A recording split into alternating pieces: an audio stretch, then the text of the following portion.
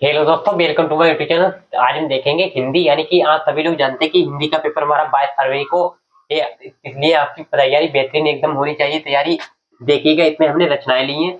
अगर इसमें हम ऑप्शन लेते तो बहुत इसमें आ ही नहीं पाता, बीच यहाँ पर कम होने के कारण। तो इसमें मैंने सोचा इस तरह से रचनाएं ली जाए, इस तरह रचना ली जाए। उसका आपको नाम भी पता होना चाहिए, रचनाएं किसकी है, इसका आप एक डिटेल मालूम होनी चाहिए। देखिएगा, सदल मित्र की रचना आप जानते हैं कौन सी है? नाचिकेतो उपाख्यान किसकी रचना है? यानी कि सदल मित्र जी की है। यहाँ पर लिखेंगे सदल मित्र, आपको लिखकर हम कराने वाले हैं। यानी कि सदल मित्र की रचना है नाचिकेतो उपाख्यान।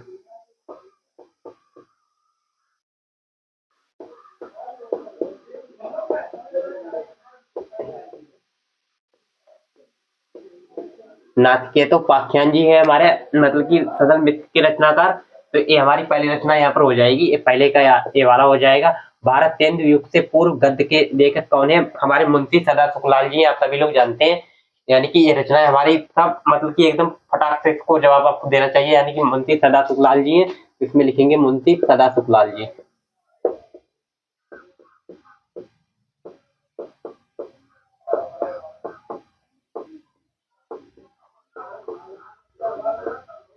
तो मुंशी सदा सुखलाल हो जाएगा। ये वाला रचना यहाँ पर कितना होगा? एक, दो, टू, यानी कि पहला दूसरा यहाँ पर हो गया। एक यानी कि सो सुजान एक सुजान के लेखक कौन है?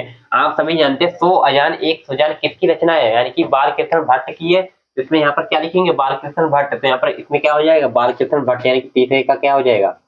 बाल कृष्ण भट्ट। बाल कृष्ण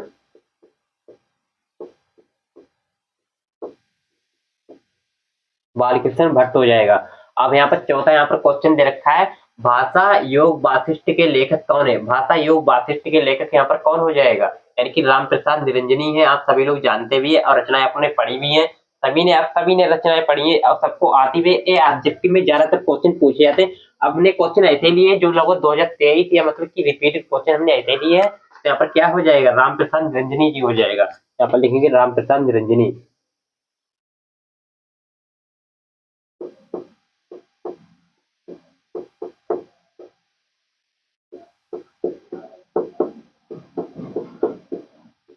तो हमारा एक चौथा का ऑप्शन हो जाएगा। और हम इसमें अगर ऑप्शन लेते तो इसमें इतनी रचनाएं आ ही नहीं पाती। तो इसमें क्या जाता देखिएगा, ध्रुव सामनी नाटक के लेखक आप सभी लोग जानते हैं, जयशंकर प्रसाद जी हैं। और आपने सभी ने पढ़ी भी है। तो यहाँ पर लिखेंगे जयशंकर प्रसाद।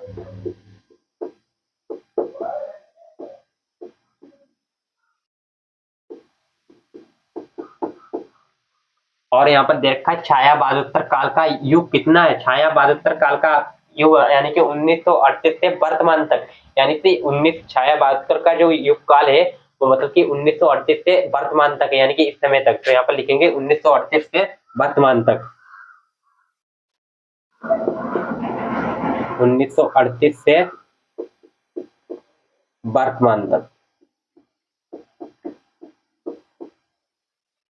और यहाँ पर दे रखा, हिंदी का प्रथम नाटक कौन सा है? हिंदी का प्रथम नाटक, ये वाला क्वेश्चन इस साल आएगा, छपेगा पेपर में। यहाँ पर क्या आ जाएगा? यानी कि नहुस हो जाएगा। नहुस। इफ सेवंथ का हमारा आंसर हो गया। और इस सिक्स का आंसर हो गया 1938 से वर्तमान तक, यहाँ पर हो गया। और ऐसे ही यहाँ पर क्वेश्चन यहाँ पर अगला दे रखा है, अज्ञे की रचना। अज्ञे की रचना आप सभी लोग जानते हैं, शेखर एक जीवनी किसकी रचना है? अज्ञे जी की हमारी रचना है। यानी कि अज्ञे अज्ञे की रचना यहाँ पर हम लिख देंगे, देखिएगा, शेखर एक जीवनी। यानी कि शेखर एक जीवनी।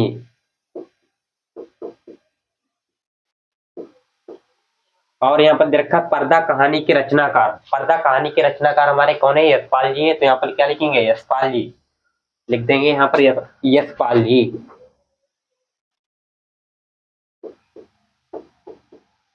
यशपाल।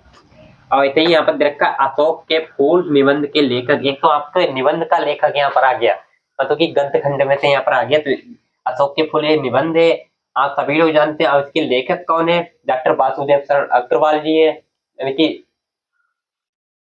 अशोक के फूल यानी कि डॉक्टर हजारी प्रसाद द्विवेदी जी है। डॉक्टर हजारी प्रसाद द्विवेदी। हजारी प्रसाद द्विवेदी। ऐसे ही हमारा यहाँ पर क्वेश्चन रखा है लास्ट क्वेश्चन, यानी कि डॉक्टर हजारी प्रसाद द्विवेदी की रचना कौन सी है। डॉक्टर हजारी प्रसाद द्विवेदी की रचना कौन सी है। आप सभी लोग आंसर इसका हमें बताएंगे और कमेंट में इसको मैं आपको बताऊंगा। देखिएगा, ये डॉक्टर हजारी प्रसाद द्विवेदी की रचना है, इसमें हम लिखेंगे यानी कि कुटज। यहाँ पर क्या आ जाएगा, कुटज। तो आई होपफुली आपको एक हिंदी की हमारी रचना सभी को समझ में आ गई होगी। मैं त्रिशा चमन श्रीवास्तव, मैं आप सभी का स्वागत करता हूँ, क्योंकि हमारे चैनल को सब्सक्राइब शेयर करेंगे आप सभी लोग, अच्छे से आपका एग्जाम देंगे। Thank you so much.